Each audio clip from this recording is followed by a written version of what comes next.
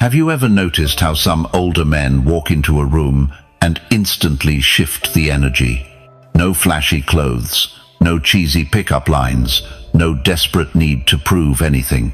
And yet, younger women notice. They lean in, they listen, they smile. It's not magic. It's not money. It's presence. It's maturity. It's confidence that doesn't try too hard.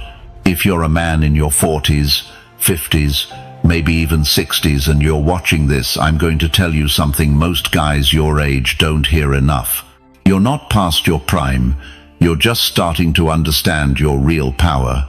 Because here's the truth: youth might attract attention, but depth, composure, and masculine stillness, that's what keeps it. That's what drives younger women crazy in ways they don't fully understand. In this video, we're breaking down 7 powerful flirting tactics older men use, not to impress, not to convince, but to draw younger women in naturally, with no chasing, no pretending, no games. Every one of these strategies is backed by psychology, and yes, sharpened by the wisdom of Stoicism. You'll learn how to be less obvious, but more unforgettable. How to speak less, but say more. How to touch her attention without even touching her. But fair warning, this isn't for men who want shortcuts or fake charm. This is for men who are ready to own their years, their silence, their energy, and let that speak for them. So if you're ready to play a different game, the kind only men with real presence can win, you're in the right place. Make sure you subscribe right now, because what you're about to learn doesn't just change how women see you. It changes how you see yourself. Let's start with the first tactic. Number 1. Own your age. It's your secret weapon. Own your age. Don't hide it. Don't shrink it down or try to package it like something you're trying to pass off. Age isn't a flaw, it's a filter. It separates the boys from the men. And women, especially younger women, notice it when you carry it well. The mistake most older men make when they flirt with younger women is not what they say, it's how they carry themselves. They try too hard to compensate. They speak fast, laugh loud, chase trends, and try to shrink their age down to something more socially acceptable. But that energy smells like insecurity, and no one is drawn to that. What actually creates attraction is something quieter. Stillness, presence. When you walk into a room and your posture already speaks, when your eyes don't scan but observe, when you move like you've got nothing to prove and no one to impress, that's when she starts paying attention. Not because you're younger, but because you're solid. You are not competing with the boys. You've already won that round. She's not looking for someone who mirrors her world. She's looking for someone who's walked through storms and didn't lose his balance. Someone who's been broken, rebuilt, tested, and didn't crumble. Someone whose face holds stories and whose silence speaks louder than flattery. You don't need to fake youth. You need to radiate depth. The way you sit, the way you speak slowly, the way you choose your words like a man who values stillness more than noise, the way you listen like you've learned that talking less often says more. These things matter. Your age is not your burden. It's your signal. It tells her you've lived, you've lost, you've built, you've buried, you've broken and grown again. You've seen fire and learned how to walk through it without making a scene. That's Stoicism, and that's the kind of man younger women don't forget. The ones who don't ask for attention. The ones who make eye contact and don't blink, who smile slowly, who never rush, who hold space like they own it. The key is to stop apologizing for your years. They're your armor, not your baggage. Don't try to dress like her age. Dress like yours. Don't try to move like you're 25. Move like a man who knows his value. Because when she looks at you, she's not looking for youth. She's looking for the calm in a storm. She's looking for weight, for steadiness, for the kind of man who doesn't perform, he just is. You don't need to announce your worth. When you own your age, she feels it before you speak. And when you fully accept that, you stop chasing. Because you realize something deeper. You're not too old. You're finally ready. If you feel that, type it in the comments. I own this. Stick around. What's coming next might just change how you move for the rest of your life. Number 2. Don't chase her beauty, see through it. You see a beautiful woman and something in you tightens. Your eyes widen. Your voice lifts just a little. You think, maybe if I compliment her, maybe if I smile more, she'll open up. But the moment you start chasing beauty, you lose her interest. Not because you're wrong to admire her, but because she can sense it. Women, especially younger women, have felt pursued for their looks their whole lives. They know what it feels like to be seen as decoration. They're numb to compliments, immune to attention. She doesn't want another man who's stunned by her face. She wants a man who sees through it, a man who looks at her and isn't hypnotized, a man who recognizes beauty but doesn't shrink in front of it. Think about it. How do powerful men move through the world? They don't throw praise at every woman they meet. They're selective with their attention. They speak less and observe more. And when they do compliment someone, it lands harder, because it comes from a place of clarity, not desperation. When you chase beauty, your energy becomes needy. You become predictable, replaceable, just another man hoping she picks him. But when you see through it, when you look at her and don't flinch, something shifts. You stop treating her beauty like a prize and start treating her like a person. That's rare, that's attractive, and that's the difference between boys and men. Younger women crave being understood, not flattered. They want someone who listens to the subtext, who pays attention to the way they talk about their day, their passions, their fears. And when you focus on her mind, not her makeup, it disarms her. Suddenly, you're not like the others. You're not trying to impress. You're trying to connect. That's what pulls her in. She starts to lean forward, not because you chased her, but because you didn't. You held your ground. You made her feel like more than a mirror. There's a Stoic principle that fits here perfectly. Focus on what's within your control. You can't control her face, her body, her reaction, but you can control where you place your attention. You can choose to notice her calm under pressure, her curiosity, her wit. You can choose to admire something no one else does. That makes you unforgettable, because now when you speak, it carries weight. She knows you're not chasing, you're noticing. That's power. So the next time you sit across from her and she looks stunning, don't get nervous, get sharper. Don't lower your standards to match her looks. Raise your standards for what beauty means to you. And when you compliment her, say something real, something that hits beneath the surface. Then go back to being still, being present. Let her wonder how you got so grounded.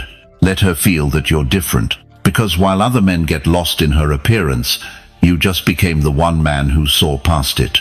If that shift makes sense to you, write this down in the comments. I see deeper. Stick around. The next insight isn't about saying more. It's about saying nothing and still having the upper hand. Number 3. Dominate the room without saying a word. You walk into a room. You don't say a word. No big entrance, no fake grin, no attention-seeking energy. Yet somehow, everyone notices you, especially her. Why? It's not about height, not about muscles. It's the energy. And energy is loud even when you're silent. Every man gives off a signal when he enters a space. Most men radiate noise, nervous laughter, twitchy body language, too much eye contact or none at all. They're trying to be noticed. And the harder they try, the more invisible they become. The man who truly dominates a room doesn't need attention.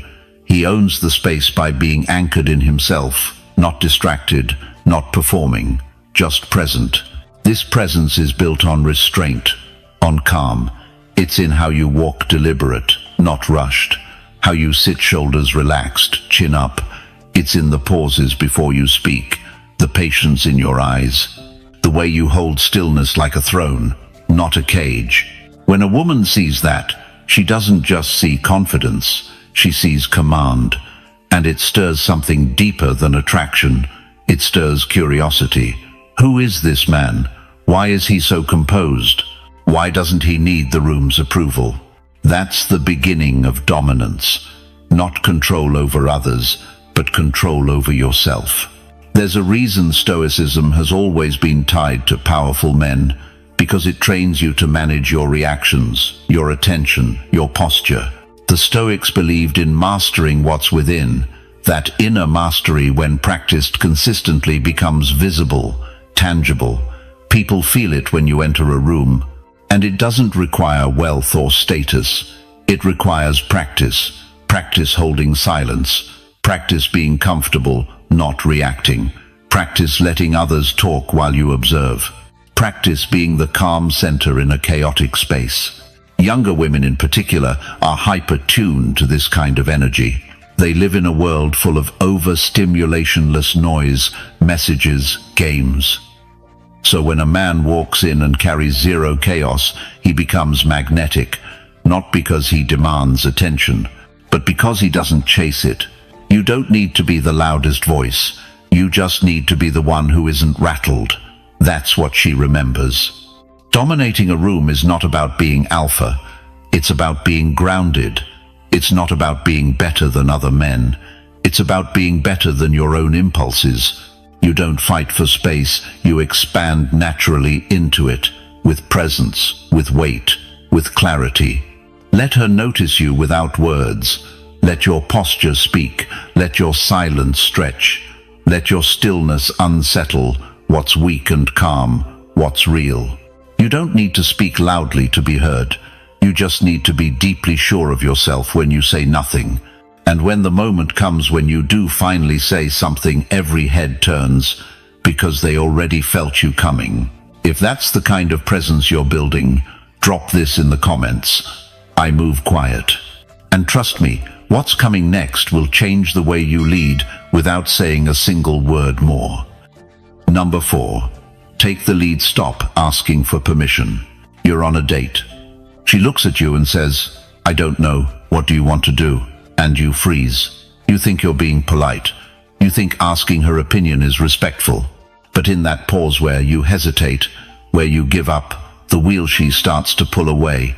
Not because you're rude, not because you said something wrong, but because you just gave up your power.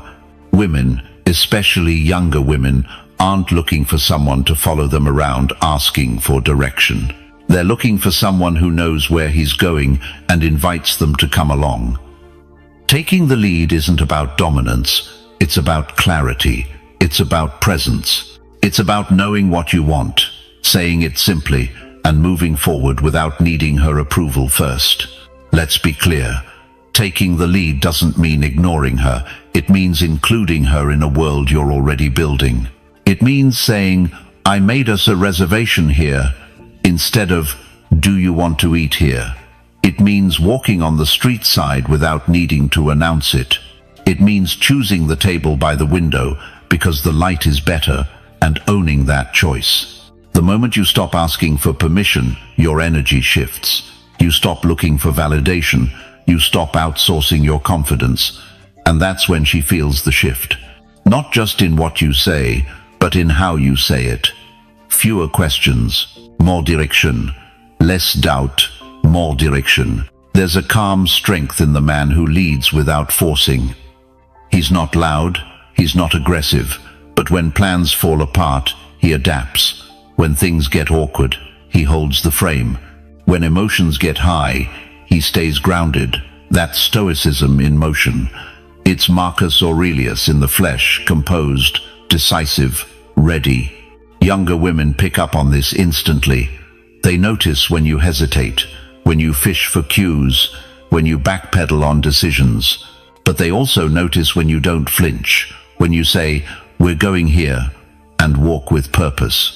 When you touch the small of her back as you guide her through the crowd, not because you're being controlling, but because you're creating direction and safety. Leadership is sexy.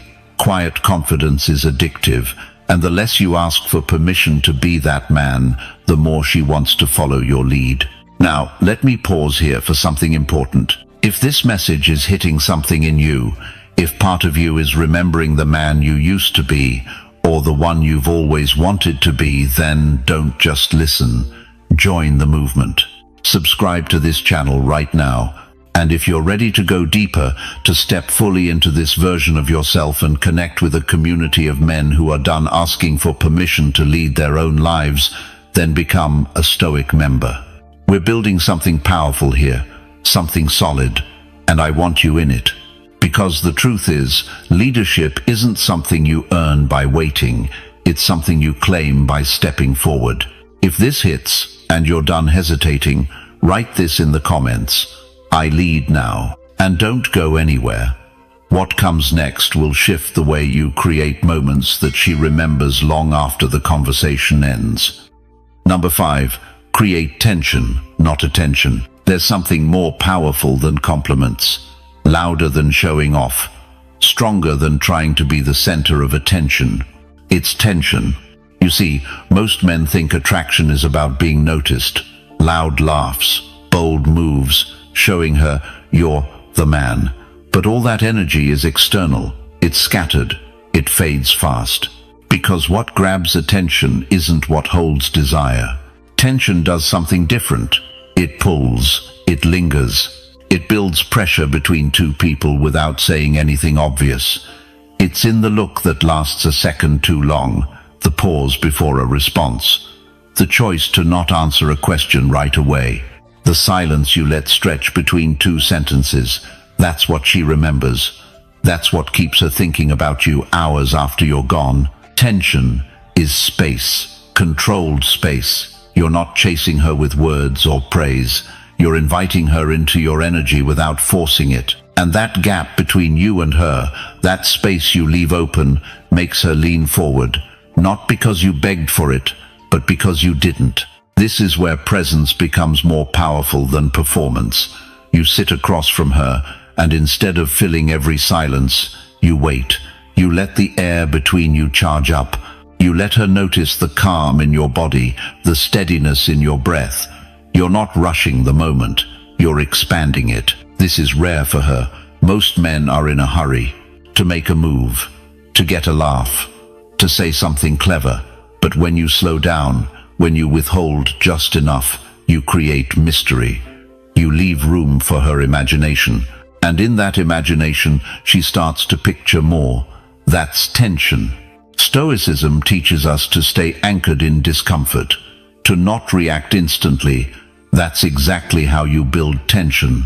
By not reacting right away, by being the one who doesn't flinch, by holding your ground, not just physically, but emotionally.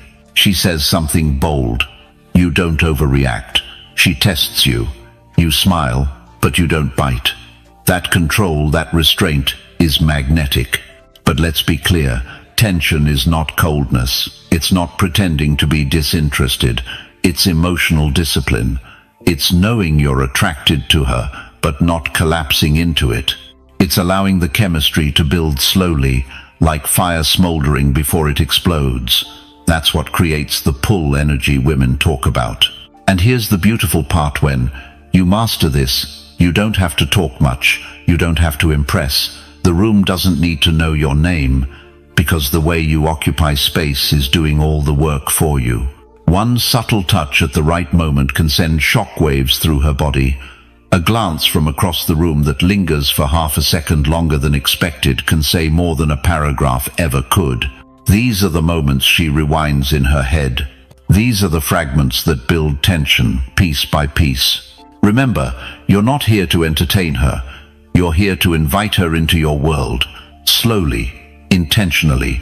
And the slower you build that tension, the stronger the connection becomes. This is the power of not rushing, of not overreaching, of letting her feel your presence instead of your performance. If you're done trying to be the loudest in the room and ready to master tension instead, say it in the comments. I build tension. And don't blink now. The next move will shift how she hears your stories and what they unlock in her. Number 6. Talk less. Tell stories. Make her imagine. You don't need to talk more. You need to talk better. There's a strange instinct many men have on a date. They feel like silence is the enemy. So they keep filling space, more facts, more opinions, more talking. And while they're talking, she's drifting. Not because she doesn't like them, but because there's no space for her to feel anything. Now, imagine this. You're at a bar. She asks what you do. Most guys give a straight answer. I work in finance. End of sentence. You pause. You smile. And you say, let me tell you a story from my first year on the job. It involved 2 cops, a missing server, and me climbing a fence in a suit. She laughs. She leans in. She wants to know more.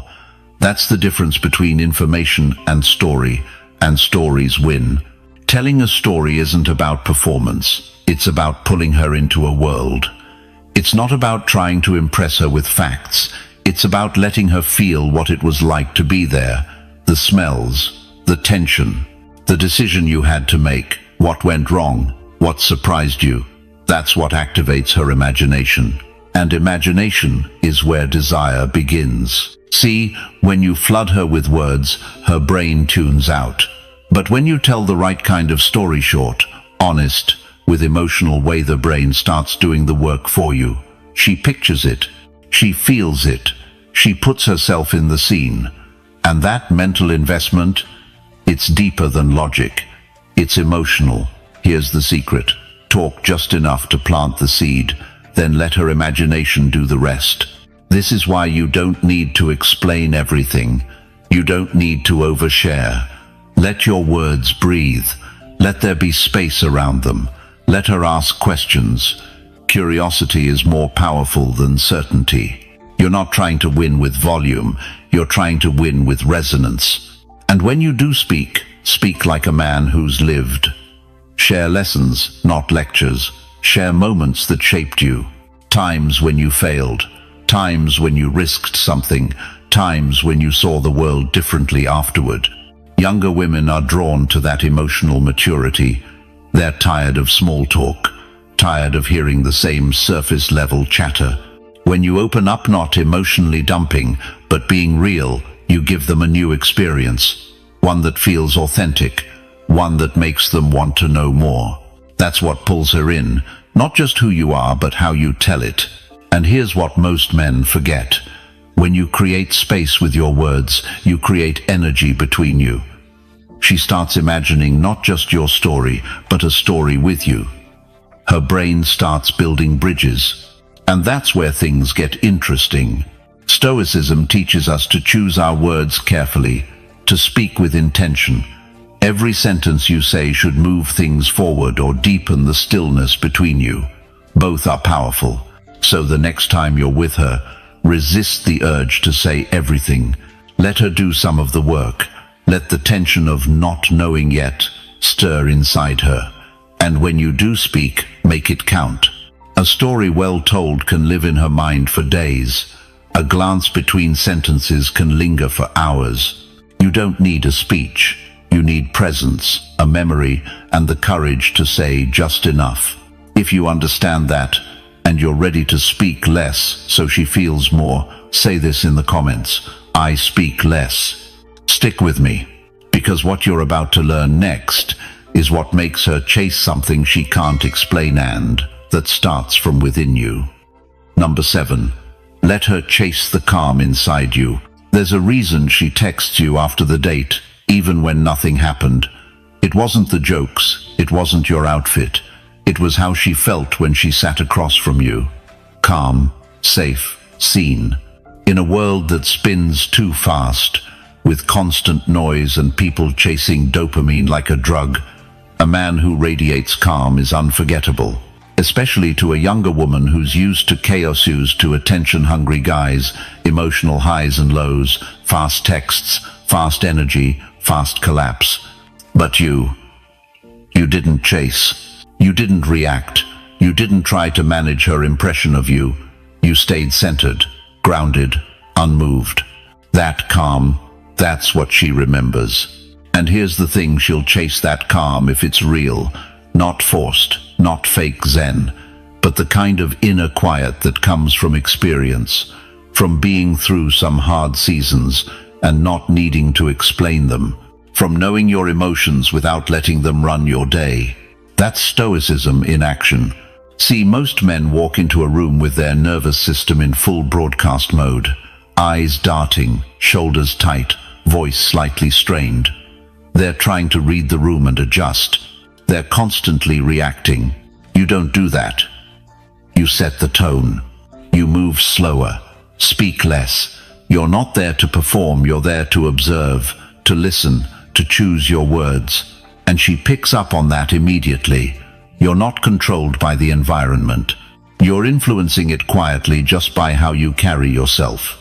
You become the emotional anchor in the room, the one who doesn't shift with the mood, doesn't rise with the drama. And that kind of emotional steadiness is rare. It's something she hasn't felt, often not in guys her age, and maybe not even in relationships before. That's why she leans in. That's why she watches how you respond to tension. That's why she feels something around you she can't name. Let her chase that. Don't try to over-explain yourself. Don't tell her how calm you are. Just be it. When she tells a dramatic story, listen, but don't mirror the drama. When she gets quiet, stay relaxed. Don't rush to fill the silence. Let it exist. Let her feel what it's like to sit with someone who doesn't fear stillness. And when you do speak, speak like a man who's thought before he opened his mouth, who's lived, who's felt things but doesn't wear his pain like a badge. She doesn't want perfection. She wants regulation. She wants to be around a man who won't collapse when life hits hard, who won't become a boy when emotions rise, who can take chaos and turn it into clarity.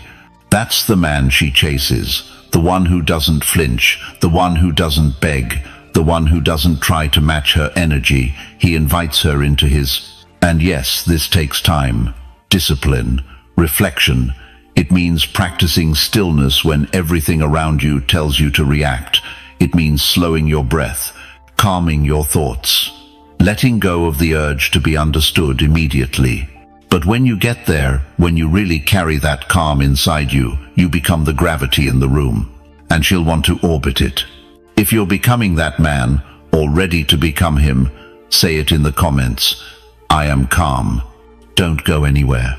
Because next we go deeper, not into her but into your past, and what it quietly reveals every time you flirt. Number 8. Touch with your vibe before your hands. Before you ever touch her hand, she's already decided how it will feel. It's not about skin, it's about energy. It's about the vibe you bring before your fingers ever get close. And if your presence isn't already touching her mind, her nerves, her imagination, then your hands won't matter. Most men rush the physical. They think touch starts with contact. They reach too soon, too clumsy, too eager. But the truth is, women feel you before you touch them. They read your eyes, your posture, your pacing. They sense whether your calm is real or fake, whether your attention is centered or scattered. Touch begins with energy, the vibe you carry, the tone in your voice, the way you look at her, not with hunger, but with presence. Let me ask you something. Have you ever been near someone who didn't touch you but made you feel like you'd been held? That's the power of emotional touch, and that's where real attraction starts. Not with grabbing her waist, but with how you hold her gaze. Not with brushing her arm, but with how safe and curious she feels in your space. Younger women are hypersensitive to this. They've grown up surrounded by forced energy men who push too fast, too soon. So when they meet someone who knows how to wait, who knows how to build, who lets the moment stretch without pressure, it confuses them in a good way. It feels rare. It feels real. Stoicism teaches restraint, not repression. You're not shutting down your desire. You're channeling it. You're not pretending you're not attracted. You're choosing how that attraction shows up. And when you learn to carry heat without leaking it all over the place, she feels it deep in her body before you've touched anything. That's how you flip the dynamic. You stop trying to break the tension. You become the source of it. And when you do touch her gently, slowly, it doesn't feel like a test.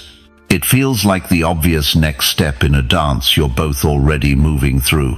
Think of touch like music. You don't start with the loudest note. You let it build. You create rhythm, silence, contrast. You let her lean into it before it arrives. When you're tuned in, her body responds before you do anything. Her pupils shift, her shoulders soften. She leans just slightly forward. And you're not chasing that signal. You're receiving it. You're listening with your presence. That's what separates men who rush from men who resonate. It's not about being safe or being smooth. It's about being in control of yourself. You don't touch because you need to. You touch because the energy has already earned it. And if you don't feel that vibe yet, you wait, you build, you create more space. You look, you listen, you let her curiosity rise. She's not afraid of being touched. She's afraid of being touched by someone who doesn't know himself. So know yourself.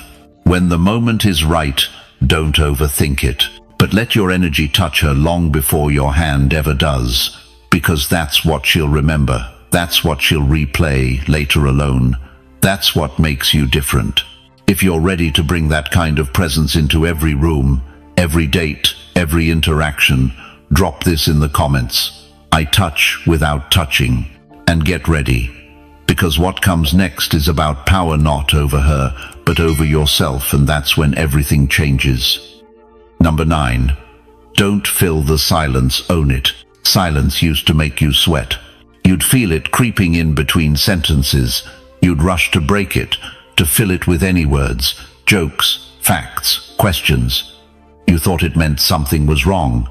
That if there was silence, she was bored, or worse, losing interest. But now you know better. Silence is not a problem. It's a test, and it's one of the most powerful signals a man can give. Because silence doesn't expose her, it exposes you. It shows whether you're comfortable in your own presence, whether you can hold a moment without needing to be validated, whether you can be heard without speaking. The average guy thinks silence is awkward, that it means connection is slipping. So he panics. He overshares, he rushes to explain, he turns the moment into noise. But the man who owns silence doesn't flinch, he lets the stillness breathe. He lets the woman feel the space between his words, and in that space, something deeper grows. Think about the most magnetic men you've ever seen. They don't talk fast, they don't chase the room, they pause, they leave room between thoughts. When they speak, people lean in. Why? Because silence creates gravity. It's the opposite of what the world teaches us. Online, everyone's screaming over each other. Everyone wants to be heard first. But in real life, the man who waits, who watches, speaks last and says, less is the one with true power. And women feel this, especially younger women who are constantly surrounded by digital noise. They're used to fast talkers, constant validation, and surface-level connection. So when they encounter a man who can be silent, not cold, but calm, they feel the difference in their bodies. It makes them alert, curious, open. You're on a date. There's a pause in conversation. She's not sure what you're going to say next. And you just let it hang. You don't panic. You take a slow sip of your drink. You hold her gaze, just slightly. You smile. You let the silence do the heavy lifting. That alone can be more powerful than any pickup line. Why? Because she feels your steadiness, your groundedness, your ability to not chase the moment. That tells her everything she needs to know about how you handle pressure, about whether she'll feel safe with you, about whether you need attention or already have your own. The Stoics called it ataraxia, inner stillness, freedom from disturbance. And that's what silence is, the modern battlefield where men prove their ataraxia, where you show you're not owned by emotion. You're not rushing to perform. You're not begging to be liked. You're just there, present, whole. This isn't passive. It's strength in its purest form.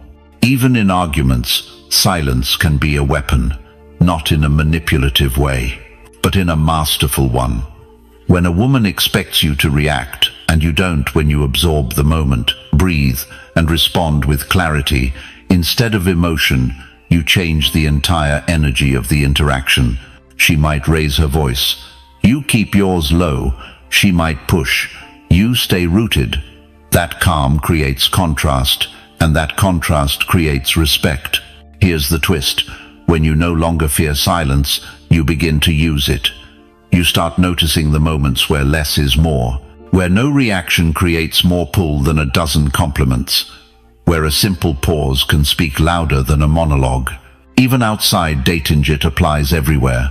In meetings, in negotiations, in leadership. The person who can hold the silence without filling it commands the room. Because people lean in when you don't rush. They listen when you don't scramble for attention.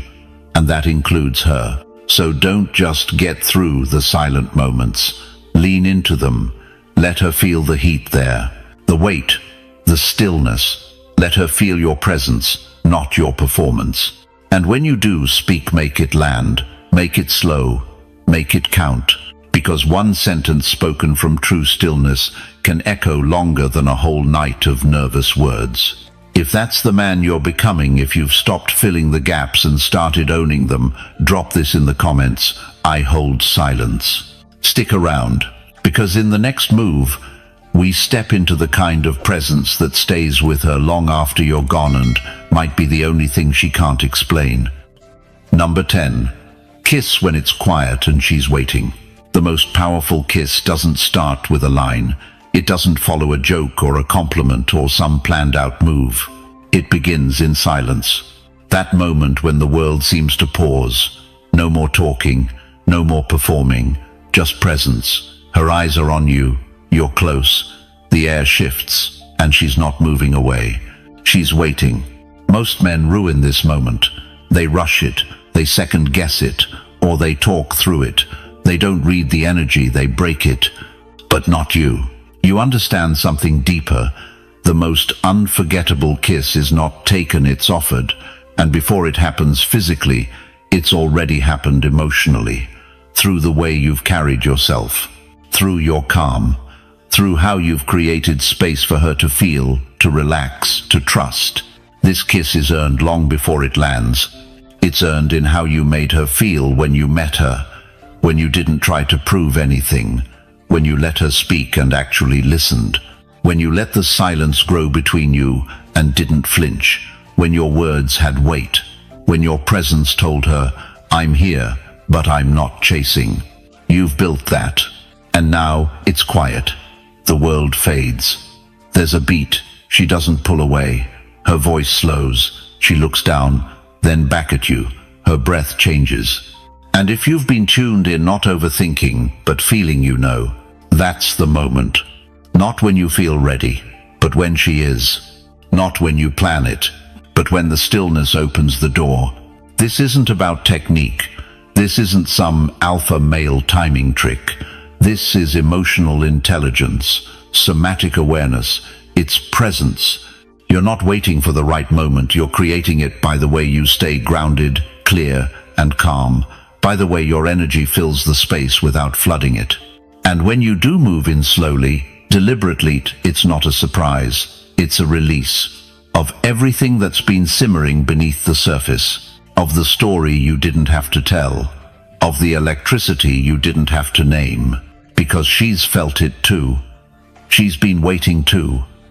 And when you finally close that space, she doesn't resist. She melts. This kind of kiss has nothing to do with game.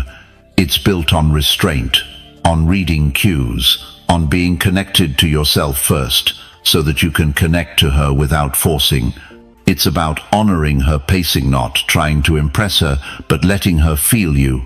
Not just your lips, your vibe, your strength, your steadiness, all of it wrapped in that one moment. And here's the Stoic truth. It's not the kiss that defines the moment. It's the presence behind it. Because you could kiss a dozen women and still not know what it means to truly be there. But when you wait, when you feel, when you hold back just long enough to know she wants it too, then lean in with full clarity and no apology, that's when it lands differently. She won't tell her friends about the guy who kissed her fast. She'll tell them about the man who didn't rush, who made her wait, who made her wonder, who let the silence build, who kissed her like he already knew what would happen but never needed it to happen. She'll tell them about you, because your kiss wasn't a move, it was a moment. It was the product of everything you did before the tone, the eye contact, the way you touched her with energy before ever touching her skin. It wasn't loud, it wasn't flashy, it was quiet, grounded, real. And that's what she'll remember. If that's the kind of man you're becoming, already own that truth in the comments. I kiss with presence. And if you're still here, then you're not just watching this for entertainment. You're here because you're stepping into something bigger, a deeper way of showing up as a man. One that doesn't rely on gimmicks or manipulation, but on presence, on depth, on restraint, on being so grounded in who you are that she feels it before you ever touch her. If this video spoke to you, if something clicked, make sure you subscribe to the channel right now, because this is just the beginning. Every day, we drop content for men like you, men who live with intention, who lead with clarity, who don't just want to attract women, but want to master themselves. And if you want to go even deeper, join our Stoic Brotherhood, our private membership, where we break this all down in detail. Tactics, mindset, real conversation, no fluff. You'll find men like you in there, sharp, calm, powerful. Hit that join button. Thanks for watching. I'll see you tomorrow.